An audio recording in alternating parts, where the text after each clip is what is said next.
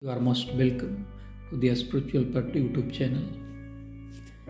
Break the barrier of Maya. This is a very important topic to be discussed today. We just begin with chanting Gayatri Mantra. Om Bhurbhuvah Swaha Tatsaviturvarenyam Bhargo Devasya Dhimahi Dhiyo yo nah prachodayat. O Almighty God, Thou art destroyer of sin and suffering. Thou art giver of eternal peace and bliss. Thou art great, divine and radiant, who just enlighten our intellect and make it move forward on the righteous path. Friends, break the barrier of Maya. What is Maya? It is important to know first. Maya is illusion. Maya is considering a rope to be a snake. Maya is considering the real to be unreal and unreal to be real.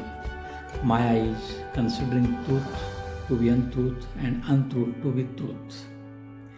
Eternal to be non-eternal and non-eternal to be eternal. Mortal to be immortal and immortal to be mortal. Just as our body is perishable and transitory, our body is mortal, and our spirit, our soul is immortal, eternal. But because of the spell of Maya, we consider that we are simply humans made of flesh and blood. We consider oneself simply a body, but not the soul, which is eternal and immortal, and which we really are. This is what is called Maya. We sometimes believe one thing to be something else, and so we get deceived or frightened. According to Vedanta, our pleasure and pain, our will and woe, our apprehensions and anxiety are based on a kind of deception, which is very much like thinking that a rope is a snake. We are basically perfect, whole and full of bliss. We as soul are immortal and the embodiment of truth, bliss and consciousness. But we see ourselves as helpless mortals, marching towards the grave. This is what is called Maya in Vedanta. When we contemplate our soul on God, the absolute truth, the absolute Brahm, the spell of Maya is broken, the mask of Maya is taken off, and then we can no longer be fooled about our real nature. We get established in our true nature, that is truth, bliss and consciousness. And in this way our whole life is changed. We are filled of eternal peace and bliss forever.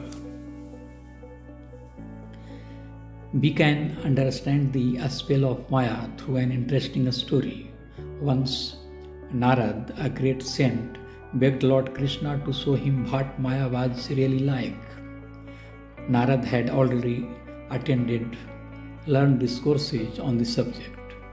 He had learned that philosophers are of the opinion that through the influence of Maya, the unreal is projected as real. But now Narad wanted Sri Krishna to show him the enchanting power of Maya. Lord Krishna agreed. After a few days, Lord Krishna asked Narad to go with him on a long trip. They chose an auspicious day to start the journey. They passed through a score of towns and countries and ultimately reached a desert.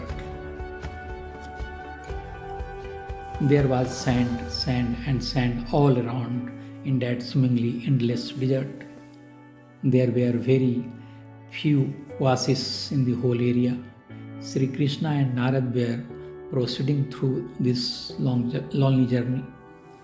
As the sun rose, the hot air made them tired and thirsty. Sri Krishna asked Narad to get him a glass of water. A little further A little further on, Narad saw an oasis. Narad saw an oasis. He ran toward it with a water pot in his hand. He was a great devotee, and Sri Krishna's thirst was troubling him even more than his own. Narad reached the oasis and found some huts. He knocked at the first door he came to. A pretty girl opened it. Narad was captivated by her charm. They talked all afternoon, and Narad totally forgot about Sri Krishna and the glass of water. After spending a restless night outside, still thinking about the girl, Narad returned to the hut the next morning. Soon the two got the consent of the girl's parents to marry, and they set up housekeeping in a fertile land with a river running nearby. Narad lived happily with his wife for 12 long years. Meanwhile, their household was blessed with 3 children, all healthy and bright. One day, toward the end of the monsoon season, 4 days of steady rain made a flood seem inevitable. Sure enough, by noon there was knee-deep water all around, and within a few hours the whole village was under 3 feet of water.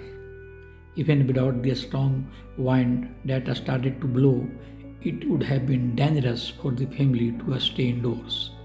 Narad decided to move to a safer place before dark. Narad forded the flooded village with 2 children on his shoulders, followed by his wife, who held the 3rd child in her arms.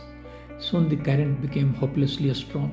Narad took a nasty tumble, and the 2 children on his shoulders were immediately swept away by the current.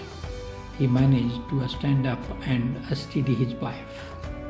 By this time, the water had risen so high that they were floating, and within minutes they found themselves drifting along the river's course.